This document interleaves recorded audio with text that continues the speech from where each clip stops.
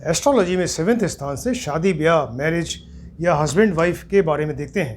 तो ये कुंडली का एक ये बहुत ही इंपॉर्टेंट हाउस है सेवन्थ स्थान, और इससे आप किसी हस्बैंड के बारे में, उसकी वाइफ के बारे में या मैरिज से रिलेटेड किसी भी चीज़ों के बारे में आप डिटेल मालूम कर सकते हैं। तो ये जो इसी कंटिन्यूशन में मैरिज से रिलेटेड सब्जेक्ट चल रहा है, तो आज जो उसी कंटिन्यूशन में जो आज जो टॉपिक है वो हैप्पी मैरिड लाइफ है, यानी मैरिज के बाद उनकी लाइफ हस्बैंड वाइफ की कैसी रहेगी, इसके बारे में देखते हैं। हैप्पी मैरिड लाइफ या तो हैप्पी रहेगी या अनहैप्पी रहेगी। तो आज का जो टॉपिक है वो हैप्पी मैरिड लाइफ यानी दाम्पत्य सुख उसको कहते हैं। तो ये आप कुंडली से देख के पता कर सकते हैं। वर या कन्या की कुंडली देखिए या हस्बैंड वाइफ की मैरिज हो गई, उसके हस्बैंड या वाइफ की कुंडली देखकर आप ये पता कर सकते हैं, प्रेडिक्ट कर सकते हैं कि इनकी मैरिड लाइफ जो है वो अच्छी रहेगी, यानी हैप्पी मैरिड लाइफ या दाम्पत्य सुख रहेगा, राइट।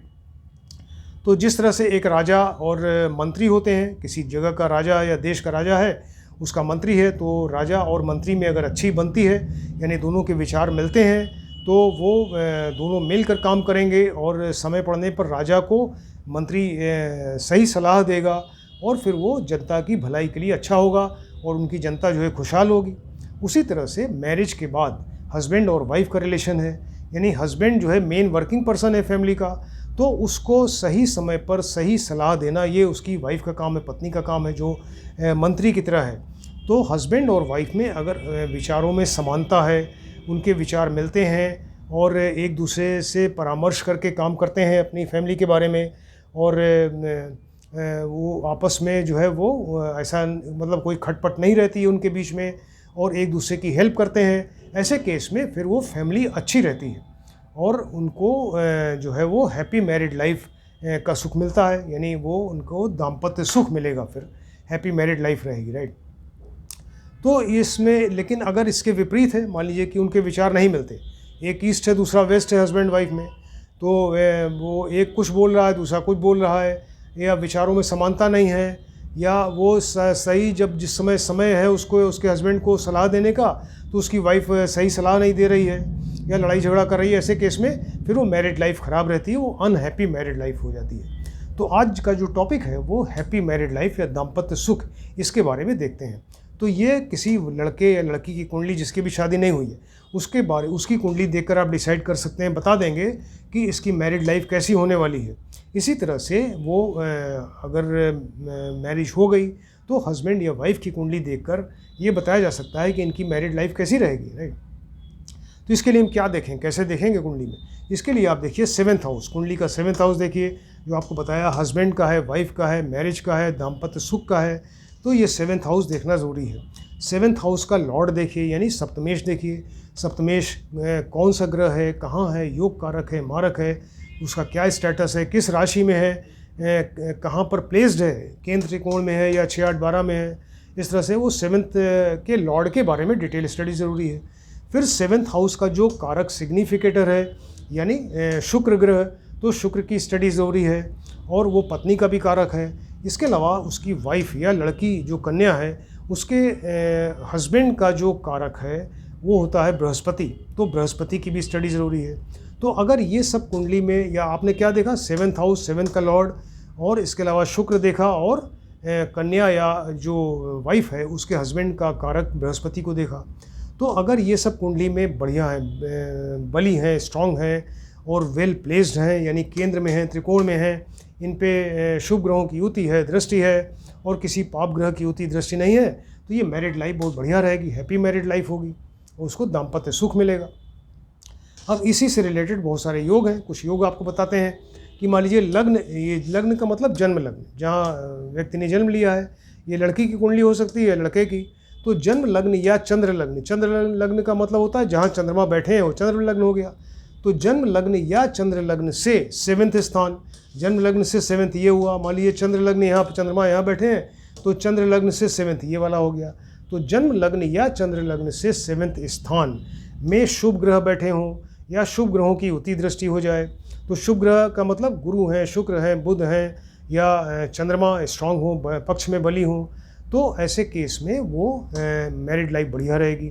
तो या तो लग्न या चंद्रमा से सेवन्थ स्थान में शुभ ग्रह बैठे हों या शुभ ग्रह की दृष्टि हो जाए या उनका लॉर्ड यानी स्वामी ही वहीं बैठ जाए, तो ऐसे केस में वो मैरिड लाइफ बहुत बढ़िया रहेगी और दाम्पत्य सुख मिलेगा। लग्न में यहाँ बृहस्पति हो, मान लीजिए शुभ ग्रह हो गए, लग्न में बृहस्पति होंगे तो डायरेक्ट दृष्टि सेवन्थ पे आएगी।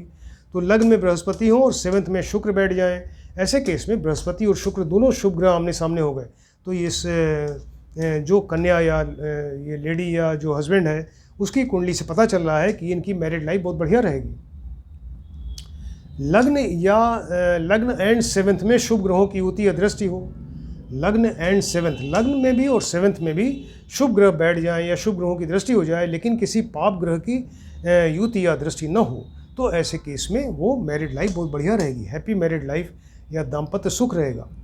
सेवन्थ का लॉर्ड देख लीजिए, सप्तमेश, सप्तमेश कोई ग्रह होगा कहीं ना कहीं बैठेगा, तो सप्तमेश जो है ये सेवन्थ के लॉर्ड ये बली होने चाहिए यानी स्ट्रांग होने चाहिए और शुभ ग्रहों की युति हो या दृष्टि हो, ऐसे केस में मैरिड लाइफ बढ़िया रहेगी।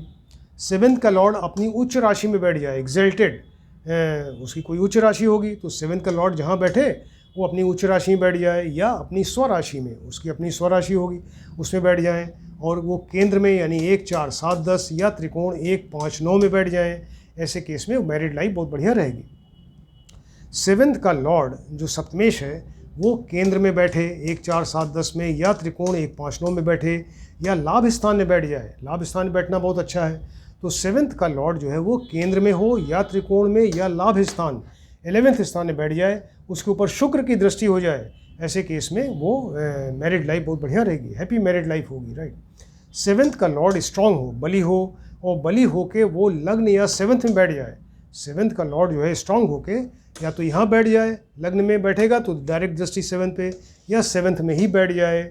और इसके अलावा फोर्थ का लॉर्ड जो है चतुर्थ का स्थान चतुर्थेश ये शुक्र के साथ हो, राइट, तो ऐसे केस में मैरिड लाइफ बढ़िया रहेगी। देखिए फोर्थ हाउस क्या है, ये फोर्थ हाउस जो है वो सुख का घर है, उसको जीवन में कितना सुख मिलेगा, तो दाम्पत्य सुख की बात हो रही है तो ये फोर्थ हाउस सुख का घर हो गया। तो ये सुख जो है इसके लिए फोर्थ का लॉर्ड अगर शुक्र के साथ बैठा हो तो ऐसे केस में वो मैरिड लाइफ बहुत बढ़िया रहेगी। सेवन्थ का लॉर्ड सप्तमेश और शुक्र ये दोनों शुभ ग्रहों से युत या दृष्ट हो जाए या उनमें से एक जो है वो कोई शुभ ग्रह मध्यस्थ हो जाए, शुभ ग्रहों के बीच में हो जाए। तो सेवन्थ का लॉर्ड सप्तमेश और शुक्र दोनों या तो अपनी इसमें ये शुभ ग्रहों से युत हो जाए या दृष्ट हो जाए और या उनमें से कोई एक जो है शुभ ग्रहों के बीच में आ जाए, शुभ ग्रह मध्यस्थ हो जाए, ऐसे केस में वो मैरिड लाइफ बहुत बढ़िया रहेगी, राइट। ये सेवन्थ का लॉर्ड सप्तमेश और शुक्र दोनों अपनी उच्च राशि में हो जाए, एग्जल्टेड राशि में हो या अपनी स्वराशि में हो जाए और लेकिन उनके ऊपर कोई पाप दृष्टि न हो, राइट। शुक्र ये सेवन्थ का लॉर्ड सप्तमेश और शुक्र ये दोनों अपनी उच्च राशि में, दोनों अपनी उच्च राशि में हो या स्वराशि में हो और लेकिन उनके ऊपर कोई पाप ग्रह की युति या दृष्टि न हो, ऐसे केस में मैरिड लाइफ बहुत बढ़िया रहेगी। सप्तमेश सेवन्थ का लॉर्ड एंड शुक्र दोनों शुभ ग्रहों के साथ होके ये केंद्र या त्रिकोण में या किसी जगह बैठें लेकिन 6, 8, 12 में न बैठें, 6, 8, 12 हाउस अच्छे नहीं हैं। तो सेवन्थ का लॉर्ड सप्तमेश और शुक्र 6, 8, 12 को छोड़कर, स्थान को छोड़ के और वो कहीं शुभ ग्रहों के साथ में कुंडली में कहीं भी बैठ जाए तो मैरिड लाइफ बहुत बढ़िया रहेगी, राइट। सेवन्थ के लॉर्ड सप्तमेश में और शुक्र में संबंध हो जाए, संबंध कैसे हो कि दोनों एक दूसरे की राशि में बैठ गए, यानी सेवन्थ का लॉर्ड सप्तमेश शुक्र की राशि में, शुक्र सप्तमेश की राशि में बैठ जाए या एक दूसरे के सामने बैठ जाए तो एक दूसरे पर दृष्टि दे रहे हैं या एक दूसरे के साथ में ही बैठ जाए कुंडली में, तो इस तरह से संबंध अगर होगा सप्तमेश और शुक्र में तो मैरिड लाइफ बहुत बढ़िया रहेगी। सप्तमेश और शुक्र एक दूसरे की राशि में हो और वो केंद्र या त्रिकोण में हो, एक दूसरे की राशि में तो हैं और साथ में केंद्र में है या त्रिकोण में है, उनके ऊपर सेकंड लॉर्ड द्वितीयेश या फोर्थ के लॉर्ड की दृष्टि हो जाए। फिर से देखिए सेवन्थ का लॉर्ड सप्तमेश और शुक्र एक दूसरे की राशि में है, सप्तमेश बैठा शुक्र की राशि में, शुक्र बैठा सप्तमेश की राशि में और इस तरह से वो या तो केंद्र में है या त्रिकोण में है, इनके ऊपर सेकंड के लॉर्ड या फोर्थ के लॉर्ड की दृष्टि हो जाए तो ऐसे केस में मैरिड लाइफ बहुत बढ़िया रहेगी। शुक्र जो सेवन्थ का कारक है या पत्नी का भी कारक है वो अपनी उच्च राशि में या स्वराशि में बैठ जाए या मित्र की राशि में बैठ जाए। इनकी उच्च राशि क्या है, शुक्र की उच्च राशि होती है मीन राशि, या तो मीन राशि में बैठे या 2 नंबर या 7 नंबर राशि में बैठ जाए जो इसकी अपनी स्वराशि है। 2 नंबर मतलब टॉरस वृष राशि और 7 मतलब तुला या लिब्रा राशि। तो या तो मीन राशि में शुक्र बैठें या वृष राशि में या तुला राशि में बैठें, और इसके अलावा वो केंद्र या त्रिकोण में बैठें। केंद्र में मतलब वेल प्लेस्ड होने चाहिए, या तो केंद्र में हो या त्रिकोण में हो, तो मैरिड लाइफ बहुत बढ़िया रहेगी। किसी कन्या की कुंडली है, मान लीजिए अभी शादी नहीं हुई या मैरिज हो गई, उसकी वाइफ की कुंडली है, तो किसी कन्या या किसी ये लेडी जो मैरिड लेडी है उसकी कुंडली अगर आप देखें तो इसमें जो उनके पति का कारक है वो होता है बृहस्पति। तो बृहस्पति की स्टडी ज़रूरी है, यानी बृहस्पति मान लीजिए 7th का लॉर्ड ही बन जाए। कैसे बनेगा?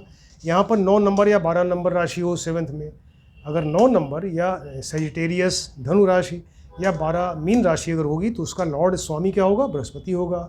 तो बृहस्पति जो है 7th का लॉर्ड बन जाए और केंद्र या त्रिकोण में हो, केंद्र 1 4 7 10 में हो, त्रिकोण में हो या लाभ स्थान में बैठ जाए, तब भी ऐसे केस में मैरिड लाइफ बहुत बढ़िया रहेगी।